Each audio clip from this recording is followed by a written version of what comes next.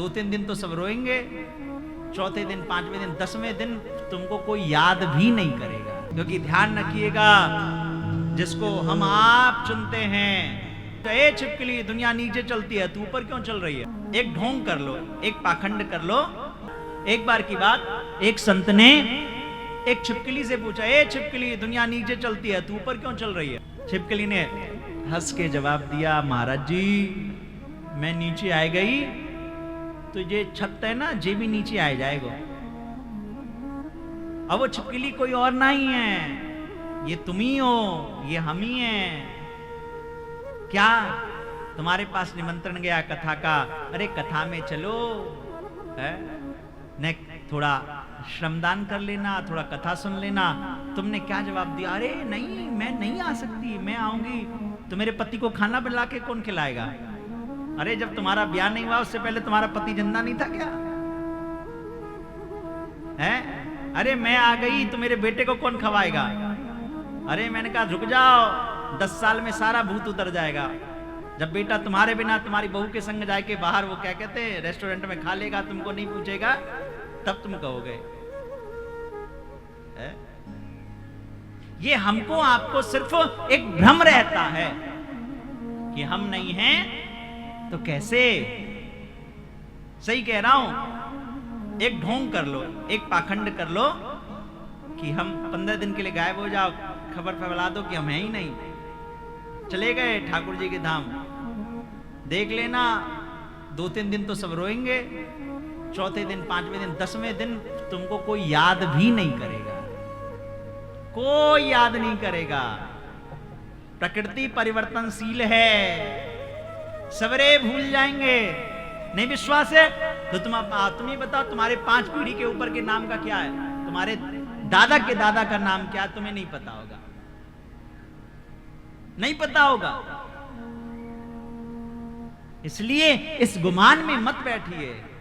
अगर थोड़ा भी अवसर मिल जाए कथा सुनने का, अरे वाह, जाओ विराजे बॉस, कथा सुनने का, कथा में बैठने का, कथा में सेवा देने का, तो अपने आप पर गौरवान्वित होइए, अपने सौभाग्य को वंदन करिए।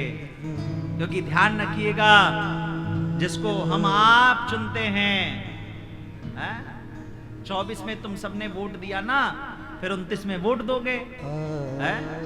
जिसको हम आप चुनते हैं वो संसद में, यहां से 10-15 किलोमीटर ही होगा, अब तो नया संसद भवन बन गया।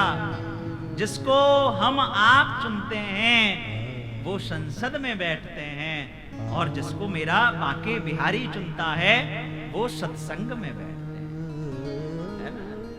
तो तुमको, तुमने नहीं, तुम्हारे बिहारी जी ने चयन किया है। अब बहुत सारे लोग कहेंगे नहीं, अब देखो कथा में आके बैठना, कथा सुनना, कथा में सेवा देना, ये कोई हंसी खेल थोड़ी है। मैं आपको सही बता रहा हूं, कथा में हर व्यक्ति आना चाहता है, लेकिन नहीं आ पाता, नहीं बैठ पाता, नहीं जुड़ पाता, नहीं सेवा दे पाता, नहीं धन लगता। क्यों? क्योंकि आपके हमारे द्वारा किए गए इतने पाप हैं ना। कैसे पाप? पाप भी कई श्रेणी से हैं, मन से, वचन से, कर्म से, वाणी से, व्यवहार से। मन से, जैसे कोई अच्छा तरक्की कर रहा हो तो हमें जलन होती है, अरे ये इतना अच्छा कैसे कर लेंगे। वचन से, मान लो जो है घर में 5 लेडीज हो, एक लेडीज की ज्यादा तारीफ हो जाए तो दूसरी, अरे इस या की ज्यादा प्रसन्नता है, फिर आदमी वचन से उल्टा बोलता है। व्यवहार से, ये जो अपराध हैं, ये अपराध पाप के रूप में जमा होते जाते हैं और पहाड़ बन जाते हैं। पाप के रूप में जमा होकर के सज्जनों पहाड़ बन जाते हैं। और फिर क्या होगा? उसको कहो भैया कथा में चल, थोड़ा दान कर, थोड़ा सेवा कर, तो उसके जो पाप हैं वो उसको आने नहीं देते, वो उसको जुड़ने नहीं देते। आप में से कितने लोग होंगे जो वृंदावन पास में नहीं जा पा रहे होंगे, हरिद्वार पास में नहीं जा पा रहे होंगे। मैं ये नहीं कह रहा हूं कि आपका मन नहीं है, सबका मन होता है, लेकिन आप मानिए, जब तक, एक बात समझना, एक व्यक्ति लाखों कमाता है, फिर भी उसके, मैंने देखा उसके खाते में 1 रुपया भी नहीं है। मैंने उसने कहा महाराज जी मैं लाखों कमाता हूं फिर भी 1 रुपया नहीं है। बोले पैसा कहां गया?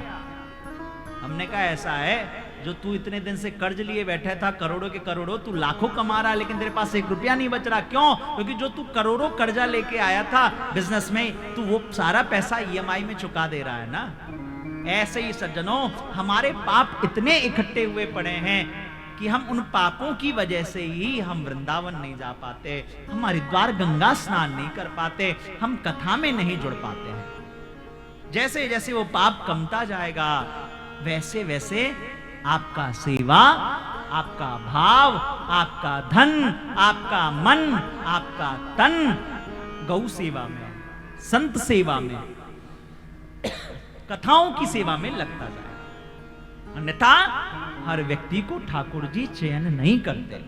इसलिए आप सब सौभाग्यशाली हो कि आप सबका को श्री बिहारी जी ने चयन किया। एक बार आप सब अपने लिए जोरदार ताली बजा।